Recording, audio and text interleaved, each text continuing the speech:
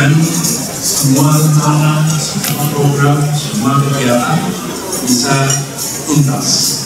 Sesudah itu pada mereka yang dipilih untuk bisa menyampaikan hal nyata, karya nyata yang dikerjakan. Dan itulah yang menjadi fokus saya.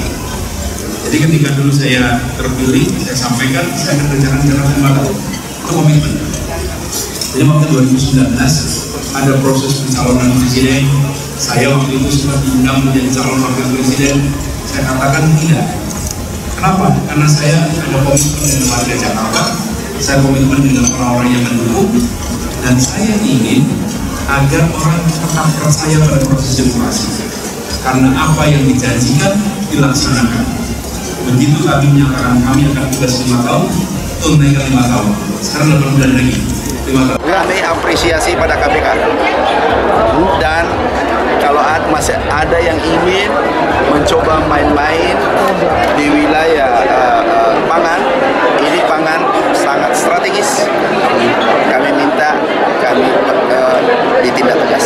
Di kasus dari sektor itu ada stempel dari Kementan. Di mana? Itu benar. Wah. Yang didalami oleh KPK saat ini. Iya, coba ditanya di sana dong. Stempel saya tetap ada di kantor, nggak ada yang ambil. Artinya Kementan support. Apanya? Kami support. Kalau ada terlibat dicatat. Kalau ada kementerian yang terlibat, aku pecat.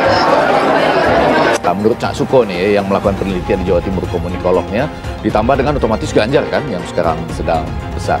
Nah, kode keras ini mau saya gabungkan dengan beberapa hal lain. Yang pertama, coba Anda lihat ya. Sesudah ini tiba-tiba ada urutannya, apakah bersamaan atau sebagai respon ada Dewan Kolonel. Jadi ini nggak terlalu main-main juga ini, ya kan? Mungkin sudah dibentuk, sudah dicetuskan sebelumnya, tapi diumumkan kemudian. Pengumuman lah ya. Mengantisipasi ini. Jadi menurut saya ini relatif sebuah kode keras. Tapi kan perjalanan waktu nanti akan berisi di antara mereka gitu. Ini bukan soal burung dan ikan lagi, tapi AHY nggak ini dipersyaratkan untuk koalisi ini. Sebetulnya itu masih jadi pertimbangan. Strategi komunikasi bisa juga kan, bukannya keluarga ini lahirnya di Pacitan nih gitu ya. Kalau mengarah ke koalisi yang mementingkan geografi Jawa Timur misalnya. Ya. Tapi bagaimana mengemas itu misalnya. Pada sisi lain kan kita lihat juga elektabilitas yang ada untuk AHY ini kan lumayan naik. Jadi potensi itu ada di situ. Potensi itu ada ya Bang ya. Tapi apakah punya pikiran lebih kepada menang dulu deh gitu. Nanti ada posisi khusus buat AHY itu kan soalnya. Tapi ini kalau kita tidak sebut sebagai kode cepat, kode mempercepat ya. Nah, maksud saya kapan ini dideklarasikan? Katanya mau di November atau Januari. Berdasarkan pengalaman yang lalu itu hanya beberapa bulan sebelum Pilpres. Jadi Pilpresnya Juli pernah ya ketika Nasdem tampil ke depan, Pak Surya Paloh sebagai yang mencetuskan seseorang untuk jadi presiden, kingmaker lah gitu ya.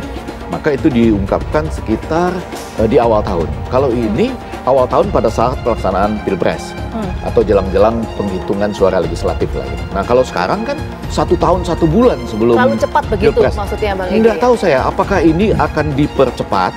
Kalau ini dipercepat maka yang lain akan dipercepat juga. Ada tadi Dewan Kolonel, kemudian apakah PDIP akan memutuskannya di Desember ataukah pada waktu ulang tahun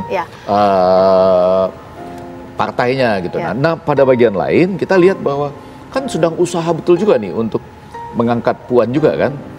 Kalimatnya juga bagus tuh, membuat Puan wangi di semua dapil. Dan itu punya pengaruh di Indonesia Timur. Duet Anies Amran Sulaiman berpeluang ulang sejarah. Dikutip dari fajar.co.id Jakarta. Sejarah perpolitikan Indonesia mencatat kawasan timur Indonesia selama ini selalu menjadi kunci kemenangan dalam kontestasi pemilihan presiden Pilpres 2024. Bercermin pada Pilpres 2014 saat Joko Widodo berpasangan dengan Yusuf Kala.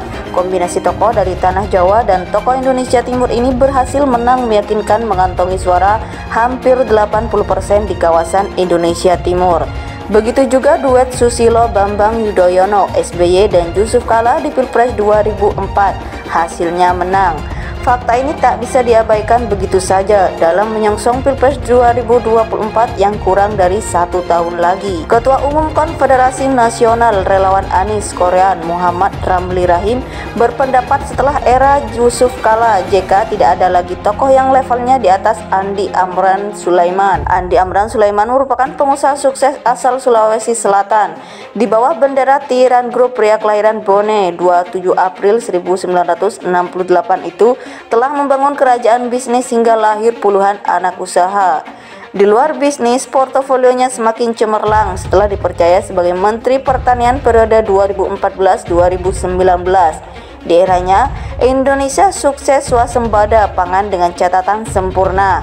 Mafia pangan pun dilibasnya demi kesejahteraan petani dalam negeri. Ramli Rahim menyebut munculnya nama Amran Sulaiman menjadi semangat baru bagi para relawan di luar Pulau Jawa atau minimal di wilayah timur Indonesia. Amran Sulaiman dianggap sebagai tokoh perwakilan kawasan timur Indonesia paling potensial menduduki jabatan wakil presiden mendampingi Anies Baswedan. Korea tentu saja menyambut positif munculnya nama Andi Amran Sulaiman sebagai cawapres yang disodorkan oleh PKS untuk mendampingi Anies Baswedan. Ujar Ramli Rahim kepada fajar.co.id belum lama ini.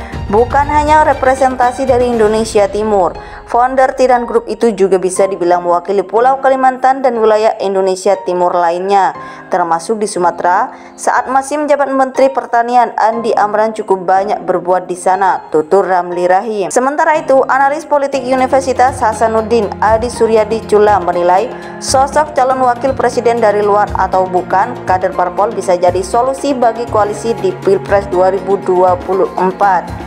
Menurutnya, munculnya nama Andi Amran Sulaiman di antara tokoh-tokoh besar lainnya seperti Gubernur Jawa Timur Hovifah Indar Parawansa, Menteri BUMN Erick Thohir, dan Menteri Pariwisata Sandiaga Uno bukan sebuah kebetulan. Amran di matanya punya pengaruh sangat kuat di kawasan timur Indonesia. Apalagi dia dikenal dekat dengan Presiden Jokowi. Tokoh Sulsel Andi Amran Sulaiman juga tidak bisa diremehkan. Pengaruhnya sangat kuat di kawasan timur karena dia membuat dulu Jokowi mendapat suara. Dia berhasil menggalang dukungan di kawasan timur, ungkapnya.